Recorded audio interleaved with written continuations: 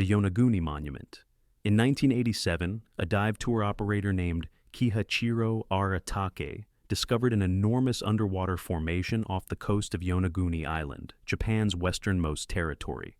At a depth of about 25 meters, he found what appeared to be a massive stepped pyramid with flat platforms, vertical walls, and precise right-angle corners. The structure is approximately 50 meters long and 20 meters high, consisting of multiple levels that resemble architectural terraces. The most striking features are the flat surfaces, some extending for tens of meters, and the sharp 90-degree angles where walls meet platforms. When marine geologist Dr. Masaki Kimura from the University of the Ryukyus first examined the site in 1992, he was skeptical. But after conducting over 15 years of research, including more than 100 dives, he concluded that the structure shows clear evidence of human modification. Kimura identified specific features he argues are inconsistent with natural formation: perfectly straight edges extending 10 to 15 meters, star-shaped depressions that appear decorative, what looks like a carved face, and tool marks visible on some surfaces. He found what he interpreted as a road encircling the structure and triangular stone formations that appear to be markers or monuments.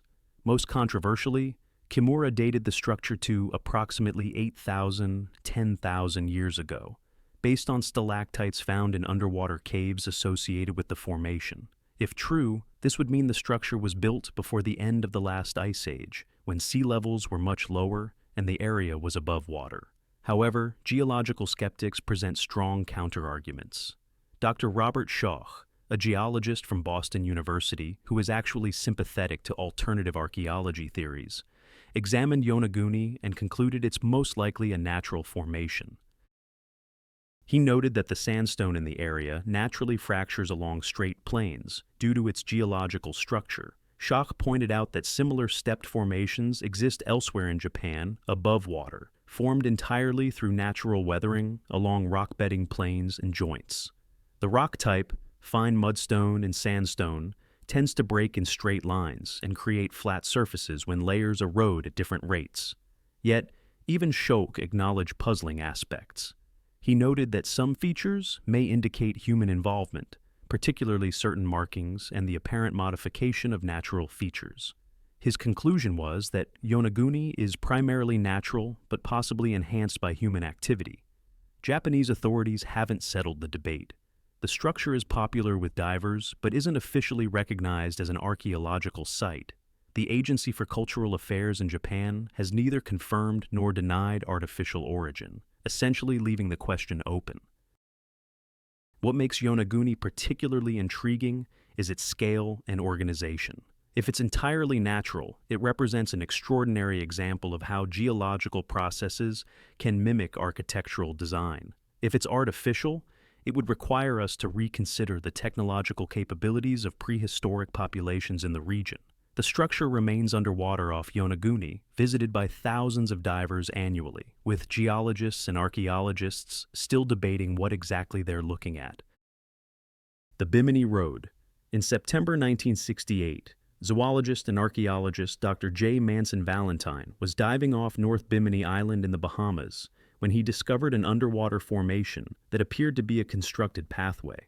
What he found was a formation of rectangular and polygonal limestone blocks, arranged in what looks like a road or wall, extending for approximately 800 meters along the ocean floor at a depth of about 5 to 6 meters. The blocks are remarkably uniform. Most are rectangular, measuring 3 to 4 meters in length and about 60 centimeters thick. They're arranged in a relatively straight line with surprising regularity. Some blocks have what appear to be prop stones beneath them, as if they were deliberately leveled.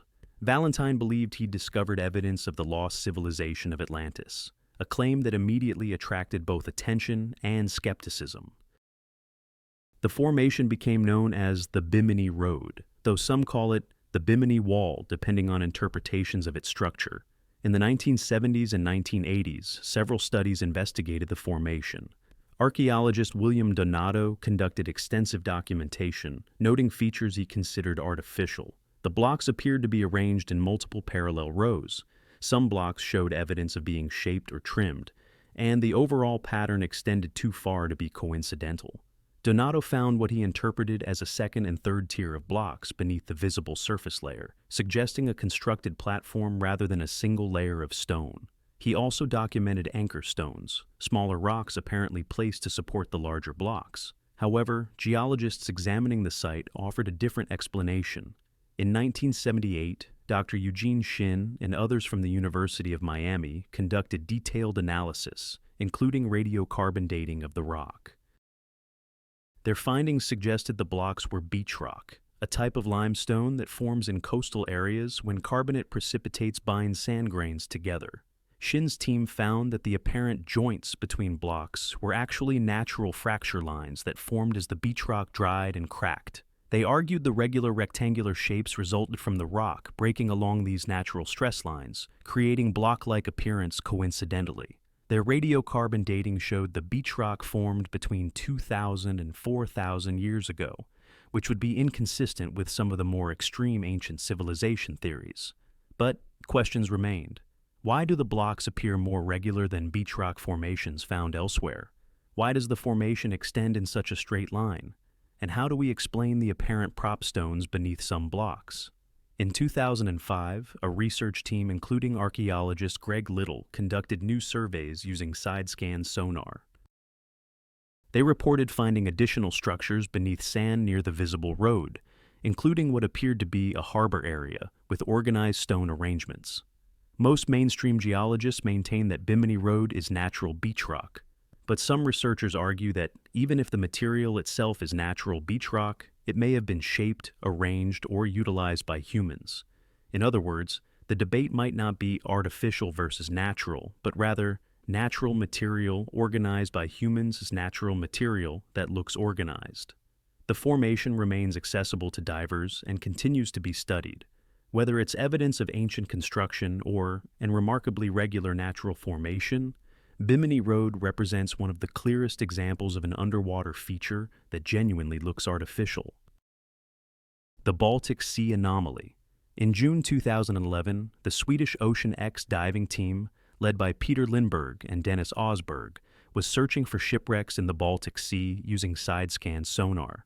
At a depth of about 90 meters, their sonar detected an unusual circular formation approximately 60 meters in diameter. The sonar image showed what appeared to be a disc-shaped object with remarkably straight edges and unusual geometric features. Most strikingly, the image seemed to show a ramp or staircase leading up to the main structure, and linear features that looked like corridors or passages. When Ocean X released the sonar image, it generated enormous interest. The circular shape, geometric precision, and organized features looked nothing like typical geological formations on the Baltic seabed. In 2012, the Ocean X team returned with divers and better equipment. What they reported from the dive made the anomaly even more mysterious. Divers described the surface as appearing burned or scorched, with material that didn't match surrounding rock. They reported that electronic equipment malfunctioned when directly above the formation. Satellite phones, cameras, and sonar equipment all experienced interference that stopped once they moved away. The team brought up samples of the material, which they sent for laboratory analysis. The results showed the samples were primarily volcanic basalt and sandstone. But here's the problem. The Baltic Sea floor in that area is sedimentary, primarily glacial, till, and clay. Volcanic rock shouldn't be there naturally. Geological skeptics offered explanations. Some suggested the formation was a glacial deposit, rocks transported by ice sheets during the last ice age and dropped when the ice melted. This could explain why the rock type doesn't match the surrounding seabed, but this explanation struggled with the formation's geometry. Glacial deposits are typically irregular and chaotic. The Baltic Sea Anomaly shows organized structure, straight edges, repeated patterns, symmetrical features. Dr. Volker Bruckert, an associate professor of geology at Stockholm University, examined samples and stated they were glacial deposits, but he couldn't explain the geometric patterns or the equipment malfunctions reported by divers. The electromagnetic interference is particularly puzzling. In 2012, electrical engineer Stefan Hogerborn examined the site and confirmed unusual magnetic readings. The formation appears to have strong localized magnetic properties that affect instruments. No clear explanation for this has been established. Additional sonar surveys in subsequent years revealed that the main circular feature is part of a larger complex. There's a second similar disc-shaped formation about 200 meters away, plus connecting ridges that suggest organized arrangement. Skeptics point out that volcanic activity can create pillow lavas and other features with geometric appearance. But again, volcanic activity in this area of the Baltic Sea at the depth where the anomaly sits doesn't fit the geological history of the region. Some researchers have suggested the formation might be a Babuyim anti-submarine device. The Baltic Sea was heavily fought over during Doggerland and has numerous military objects on its floor, but searches of military records have found nothing matching the size and location of the anomaly. As of 2024, the Baltic Sea Anomaly remains unexplained. The Ocean X team continues to seek funding for more detailed investigation. The formation sits 90 meters underwater, too deep for casual diving, making comprehensive study difficult and expensive. The Gulf of Cambay structures. In 2001, the National Institute of Ocean Technology, NIOT, in India, was conducting a marine pollution study in the Gulf of Cambay, also called Gulf of Cambay, off the coast of Gujarat. Using side-scan sonar to map the seabed, they detected unusual formations at depths of 30-40 meters that appeared to show geometric patterns. The sonar images revealed what looked like massive structures with clear geometric shapes, rectangular forms, organized patterns, and what appeared to be foundations of buildings arranged in a grid pattern. The formations extended over an area of approximately 9 kilometers long and 2 kilometers wide. NIOT dispatched a research vessel for more detailed investigation. Sonar mapping conducted in 2002 produced images showing apparent streets, building foundations, large platforms, and what resembled a step structure similar to a pyramid or ziggurat. Most remarkably, divers recovered artifacts from the site, including pottery, beads, sculpture fragments, and pieces of worked wood. Some of these artifacts were sent for dating. Results from India's Birbal Sahni Institute of Paleobotany and National Geophysical Research Institute suggested dates as old as 7,500 to 9,500 years ago. If accurate, these dates would indicate a civilization existing in the area thousands of years before known Indian civilizations. The implications would be significant for understanding human cultural development. However, the Gulf of Cambay findings have been highly controversial. The main problem is that clear photographic documentation is limited. The water in the Gulf of Cambay is extremely murky. Visibility is often less than 1 meter. Underwater photography is nearly impossible, so evidence relies primarily on sonar imaging. Critics argue that sonar interpretation can be ambiguous.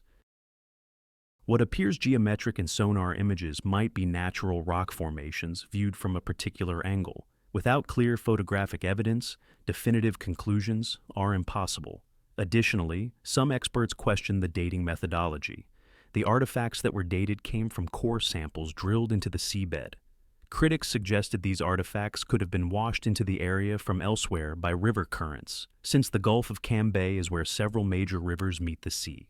Dr. Graham Hancock, who generally supports alternative archaeology theories, visited the site but expressed frustration with the lack of clear evidence. He noted that while the sonar data is intriguing, the extreme turbidity makes verification extraordinarily difficult. Indian authorities treated the discovery seriously. Archaeological Survey of India examined the evidence and concluded more research was needed, but didn't dismiss the findings entirely. The Indian government designated the area as protected for potential archaeological significance. In 2005, NIOT conducted further surveys and reported finding additional evidence of geometric structures, including what appeared to be a large platform with precise edges. But again, photographic documentation was minimal due to water conditions. One of the most intriguing artifacts recovered was a piece of wood that, when dated, yielded an age of about 9,500 years. If this wood was from a constructed object rather than naturally deposited driftwood, it would suggest human activity in the area during a period when the location would have been above sea level before post-Ice Age sea level rise submerged it. The Gulf of Cambay remains one of the most debated underwater discoveries. The sheer scale of the formations detected by sonar suggests something significant exists there, but without clear visual documentation, the debate cannot be resolved. The Cuban underwater city. In 2001, Paulina Zalitsky, a marine engineer, and her husband Paul Weinsweig were conducting underwater surveys off the western coast of Cuba using advanced sonar equipment. They were working for a Canadian company called Advanced Digital Communications, ADC, searching for shipwrecks and potential treasure. At a depth of about 700 meters, far deeper than any of the previous structures we've discussed, their sonar detected enormous formations that appeared unmistakably artificial. The sonar images showed what looked like pyramids, roads, and buildings arranged in what resembled a city layout. The most striking aspect was the organization. The structures appeared to be arranged in geometric patterns with clear right angles, straight lines extending for hundreds of meters, and symmetrical forms. Some structures appeared to be pyramid-shaped, others looked like massive platforms, and there were connecting features that resembled streets or roads. Zalitsky and Weinsweig brought their findings to Cuban authorities and invited international experts to review the data. The sonar images were impressive enough that National Geographic and the National Museum of Natural History in Cuba expressed interest. In 2003, the team returned with better equipment, including underwater ROVs, remotely operated vehicles, with cameras. At 700 meters depth, human diving isn't possible, so robots were essential for visual confirmation.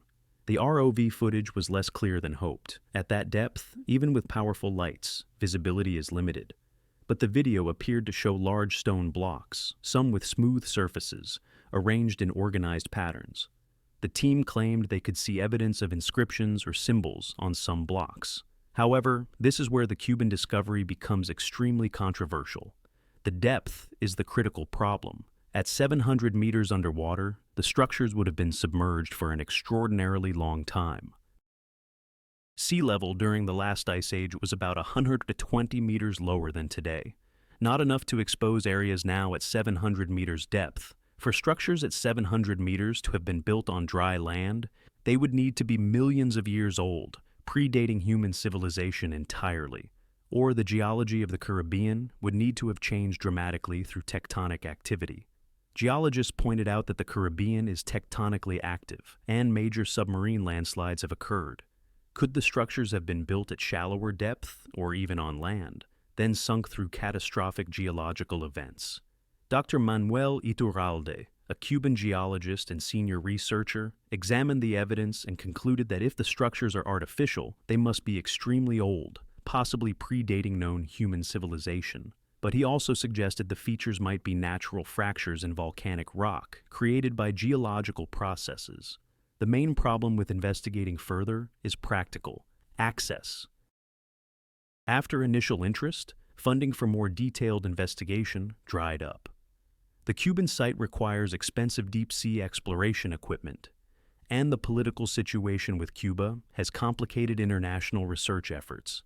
In 2007, there was discussion of a National Geographic documentary exploring the site, but it was never completed. Since then, there's been little official investigation. What makes the Cuban discovery particularly frustrating is that excellent sonar data exists showing clear geometric patterns at significant scale, but comprehensive visual documentation is lacking, and the extreme depth makes the entire scenario difficult to explain with conventional archaeology. The site remains unexplored beyond the initial surveys. Either there's an extraordinary geological formation at 700 meters that perfectly mimics urban architecture, or there's something there that challenges our understanding of either human history or Caribbean geology. The Yucatan Channel Formation. In 2013, a research team from the Scripps Institution of Oceanography was conducting seafloor mapping in the Yucatan Channel, the body of water between Cuba and Mexico's Yucatan Peninsula.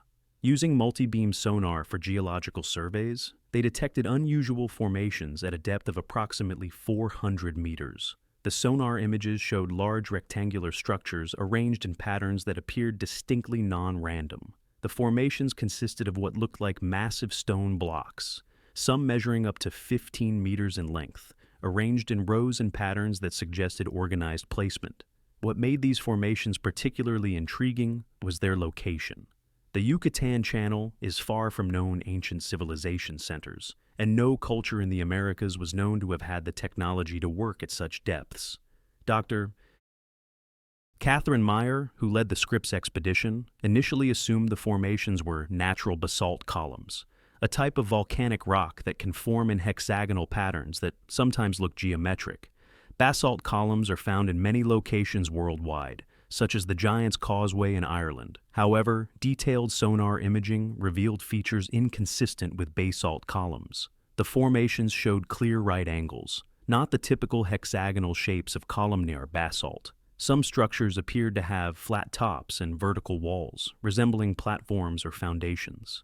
Most puzzling were measurements showing that several of the rectangular features were remarkably similar in size, approximately 12 meters by 8 meters, repeated multiple times in the formation.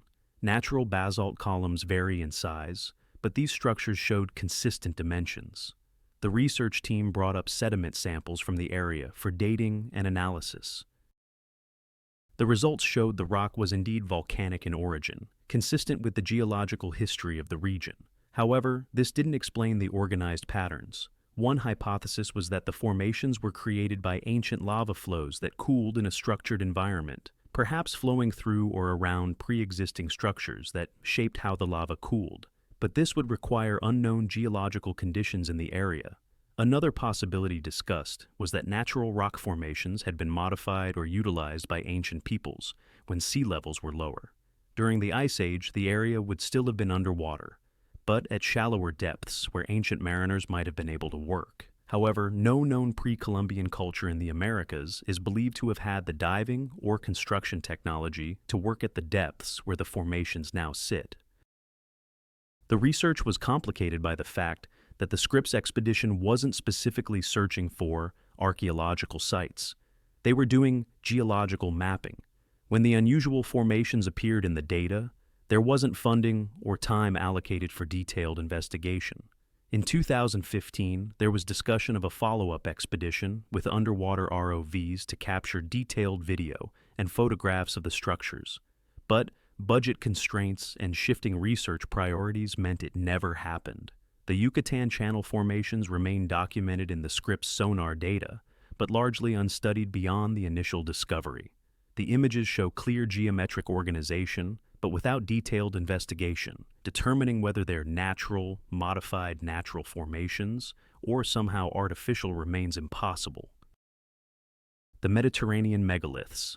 In 2015, marine archaeologists led by Professor Zvi Ben Avraham from Tel Aviv University and Professor Ehud Galili from the University of Haifa reported an extraordinary discovery in the Mediterranean Sea off the coast of Israel. At a depth of about 40 meters, they found what appeared to be a Stonehenge-like structure, massive stone formations arranged in patterns that suggested intentional placement. The site, located near Atlit, consists of large stones, some weighing up to 15 tons, arranged in a semicircular pattern. The stones are standing upright, embedded in the seafloor, which is unusual because natural processes typically leave stones lying flat. What immediately distinguished these stones from random geology was their size uniformity and organized spacing. The stones appeared to be evenly spaced at regular intervals, and they were all roughly the same height above the seafloor, approximately 1.5 to 2 meters. The research team conducted extensive analysis, including 3D mapping of the site and detailed examination of the stone composition. They determined the stones were local limestone, but crucially, they found no natural geological mechanism that would arrange such stones in the observed pattern. Most significantly, the stones showed evidence of having been quarried. Tool marks were visible on some stones, and the stones' shapes suggested they had been deliberately shaped or selected for specific dimensions. The researchers dated the site by analyzing fossilized marine organisms attached to the stones and by examining sediment layers. Their conclusion: the stones were placed approximately 7,000 years ago during the Neolithic period, when the area would have been on land or in very shallow water. This timing is significant because it aligns with known Neolithic cultures in the region who constructed megalithic monuments. Similar above-water megalithic sites of comparable age exist throughout the Mediterranean and Middle East. The researchers published their findings in peer-reviewed journals, and the response from the archaeological community was generally positive. Unlike some of the more controversial underwater discoveries, the Mediterranean megaliths were studied by established academics using rigorous methodology. However, questions remain about the structure's purpose. If it was deliberately constructed, what was it for? The semicircular arrangement suggests it might have been a fishing installation, a structure designed to trap fish as tides or currents moved them into an enclosed area. But some aspects of the construction seem elaborate for a simple fishing installation. The stones are massive, far larger than necessary for trapping fish, and the regular spacing and uniform height suggest intentional design that goes beyond mere functionality. Another hypothesis is that it was a ceremonial or ritual site, similar to above-water stone circles found throughout the region. The semicircular arrangement opening toward deeper water could have had symbolic significance related to the sea. What makes this discovery particularly important is that it demonstrates that underwater structures with clear evidence of human construction do exist and can be studied and verified. It provides a baseline for how genuine ancient structures appear underwater and what evidence distinguishes them from natural formations. The Israeli megaliths are now a protected archaeological site. Further excavation and study are planned, potentially including underwater archaeological digs to search for artifacts that might clarify the site's purpose. The North Sea Doggerland traces. Doggerland was a landmass that connected Britain to continental Europe during the last ice age. As sea levels rose after the ice age ended, Doggerland was gradually submerged, with the final submersion occurring around 6,500 years ago, when a tsunami likely inundated the remaining land. For years, fishing boats in the North Sea have been pulling up artifacts from the seabed, tools, bones, and other evidence of human habitation. This confirmed that humans had lived in Doggerland before its submersion. But in 2019, researchers from the University of Bradford made a more structured discovery. Using advanced seafloor mapping technology originally developed for oil and gas exploration, the team detected what appeared to be artificial structures in several locations across the submerged Doggerland landscape, at depths of 20 to 40 meters. The sonar imaging revealed linear features that appeared to be remnants of walls or boundaries, circular formations that resembled hut foundations, and organized patterns of stones that didn't match natural distribution. Dr. Vince Gaffney, who led the research project, described finding what appeared to be a large constructed platform, a feature approximately 30 meters long with straight edges and a flat surface, surrounded by what looked like deliberately placed stones. The team also identified what might be a ceremonial or ritual site, a circular arrangement of large stones similar to, but smaller than Stonehenge, measuring about 20 meters in diameter. What makes the Doggerland discoveries particularly credible is the extensive context. We know humans lived in Doggerland. We know these cultures built wooden and stone structures. We have numerous artifacts proving their presence. Finding structural remains is therefore entirely plausible and expected. However, visibility is a major challenge. The North Sea has extremely murky water. Visibility is often less than 50 centimeters. Underwater photography is nearly impossible, so research relies heavily on sonar and remote sensing. In 2020, the team used underwater ROVs to examine some of the detected features. Video footage showed what appeared to be wooden posts embedded in the seafloor, possibly remains of structures or boundaries. Carbon dating of recovered wood samples yielded ages of 7,000 to 8,000 years, consistent with late Doggerland habitation. The challenge is distinguishing between structural remains and natural features. Linear patterns in sonar could be ancient field boundaries, walls, or roads. Or they could be natural features like glacial moraines or sediment deposits aligned by ancient water currents. The researchers are taking a cautious approach. They're not claiming to have found cities or monuments. Instead, they're documenting features that appear non-natural and warrant further investigation. What's particularly interesting is that some of the detected features align with known Mesolithic and Neolithic construction patterns. The circular stone arrangements match the size and layout of known ritual sites from that era. The linear features have spacing and orientation consistent with field systems or settlements. The Doggerland research is ongoing and well-funded, with collaboration between universities and energy companies who have detailed seafloor mapping data from oil exploration. Unlike some underwater discoveries that remain unstudied due to lack of resources, Doggerland investigation is active and expanding. If the suspected structures are confirmed as artificial, they would provide valuable information about how Mesolithic and Neolithic peoples organized their settlements and utilized their landscape before it was lost to rising seas. The Japanese undersea pyramids. Off the coast of Okinawa, Japan, near the Kurama Islands, divers have reported finding multiple pyramid-shaped formations at depths of 20 to 30 meters. These are separate from the Yonaguni Monument, but share some similar characteristics. The formations were first documented in 1997 by local dive operators who noticed unusual geometric shapes on the seafloor. Unlike Yonaguni's single large structure, the Cambay formations consist of several smaller pyramid-shaped objects scattered across a wider area. Each pyramid-shaped formation is approximately 10 or 15 meters in base dimensions and 5 to 8 meters tall. They have 4 distinct sides that meet at apex points, and the angles appear consistent across multiple formations, suggesting either an organized geological process or deliberate construction. Dr. Kimura, the same researcher who studied Yonaguni, also examined the Kurama formations. He noted that while they could potentially be natural, the repetition of the same pyramid shape multiple times in relatively close proximity is statistically unusual for natural geology. The formations are composed of sandstone and mudstone, similar to Yonaguni. These rocks do fracture along straight lines due to their layered structure, but having multiple formations independently erode into nearly identical pyramid shapes seemed unlikely to Kimura. What's particularly interesting about the Kurama formations is their orientation. Measurements showed that several of the pyramids are aligned with each other. Their base edges and apex points line up in ways that suggest deliberate positioning. Additionally, underwater surveys detected what appeared to be connecting pathways or roads between some of the formations. Straight lines in the seafloor with slightly different texture or elevation than surrounding areas. However, geological skeptics point out that pyramid shapes can form naturally in layered rock through differential erosion.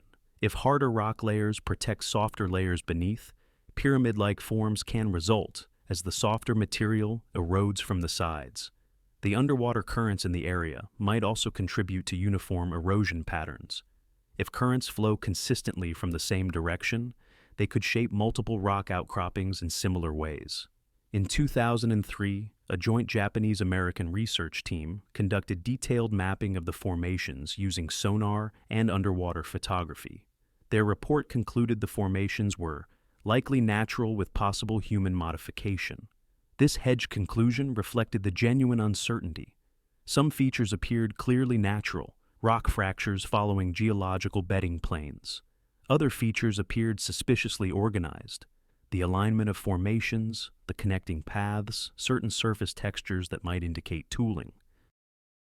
The team found what appeared to be a carved symbol on one of the formations, a mark that didn't match natural weathering patterns, but they couldn't definitively prove it was artificial rather than a coincidental natural feature. One researcher proposed an interesting middle ground theory. The formations might be natural, pyramid-shaped rock outcroppings that ancient peoples recognized and enhanced, turning natural features into monuments or markers by modifying and organizing them. This would explain why the structures show both natural geological features and apparently artificial organization. It would also be consistent with many above-water ancient sites where natural formations were incorporated into human-made structures. The Kurama pyramids remain accessible to divers and are popular tourist attractions, but they're not officially recognized as archaeological sites, and comprehensive academic study has been limited. The Black Sea Ancient Shoreline. In 1999, marine archaeologist Robert Ballard, famous for discovering the wreck of the Titanic, led an expedition to explore the Black Sea floor. Using deep-sea submersibles and sonar mapping, the team was searching for evidence of ancient human habitation that might have been submerged by rising sea levels. The Black Sea has a unique geological history. Scientific evidence suggests that about 7,500 years ago, the Mediterranean Sea breached a natural dam and catastrophically flooded what had been a lower freshwater lake, raising water levels by more than 100 meters. This event may have inspired flood myths in the region, including possibly the biblical Noah's flood. Ballard's team was looking for evidence of settlements that would have been inundated by this flood. At a depth of approximately 95 meters, they found what they were searching for, and more. The sonar mapping revealed an ancient shoreline, perfectly preserved by the Black Sea's unique anoxic bottom water, oxygen-free water that prevents decay. Along this ancient shoreline, the team detected what appeared to be structures. Using ROVs with cameras, they investigated several formations. They found carved wooden beams, stone foundations in organized patterns, and what appeared to be remains of buildings. Most remarkably, they discovered a structure that appeared to be a house, with visible right-angle corners, wooden supports in what seemed to be intentional positions, and stone elements arranged as if they'd been part of a foundation. The preservation was extraordinary. Wood that would have decayed in oxygenated water was still intact after 7,500 years, preserved by the Black Sea's anoxic bottom layer. Carbon dating of wooden samples confirmed ages consistent with the predicted flood timeline, approximately 7,500 years old. The structures appeared to be exactly what you'd expect, remains of settlements that were suddenly inundated by rapidly rising water. What made this discovery different from the more controversial underwater structures is that it fit perfectly with known history and geology. We know the flood occurred. We know people lived in the area before the flood. Finding their submerged settlements was expected and logical. However, some aspects of the discovered structures were more sophisticated than anticipated.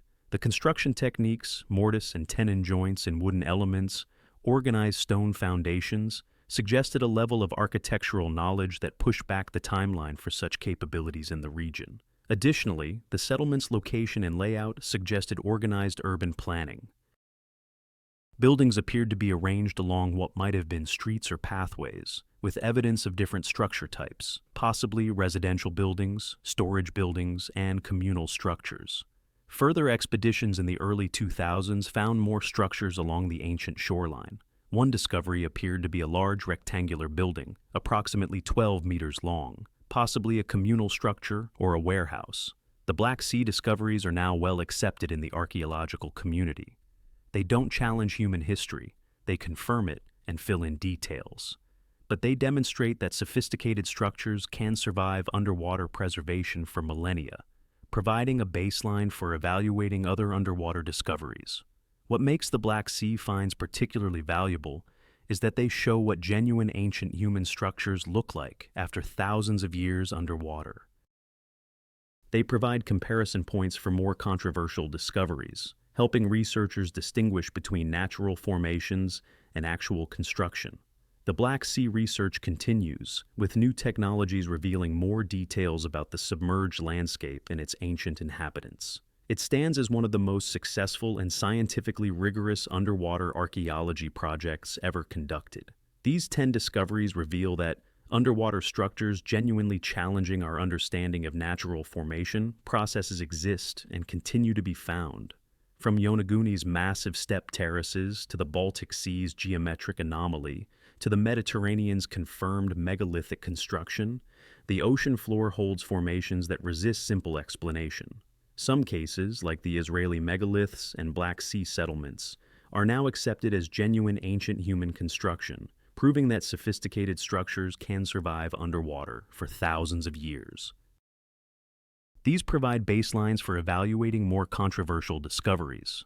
Other cases remain disputed. Yonaguni's features are either natural fracture patterns that coincidentally mimic architecture, or they're evidence of human modification of natural formations. The Gulf of Cambay sonar data shows clear geometric organization, but poor visibility prevents confirmation. The Cuban formations exist at depths that challenge any conventional explanation. The fundamental question these discoveries raise is how to distinguish natural from artificial when dealing with massive underwater formations. Geology can produce remarkably organized structures through natural processes: columnar basalt, fracture patterns, differential erosion can all create geometric features. But can these processes explain aligned formations, repeated patterns, and organized arrangements across large areas? The debate matters because our understanding of human history depends on it. If structures like Yonaguni or Gulf of Cambay are artificial, they suggest sophisticated construction capabilities thousands of years earlier than conventional timelines allow. They would require us to reconsider when and how humans developed advanced architectural knowledge. The tools for investigating these mysteries are improving. Modern sonar can map underwater formations in extraordinary detail. ROVs can explore depths humans cannot reach.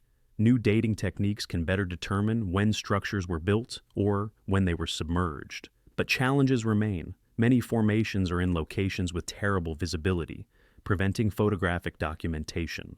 Others are at depths requiring expensive equipment to investigate. Some are in politically complicated waters, where research access is difficult. Funding for underwater archaeology is limited, and controversial sites struggle to attract serious academic attention.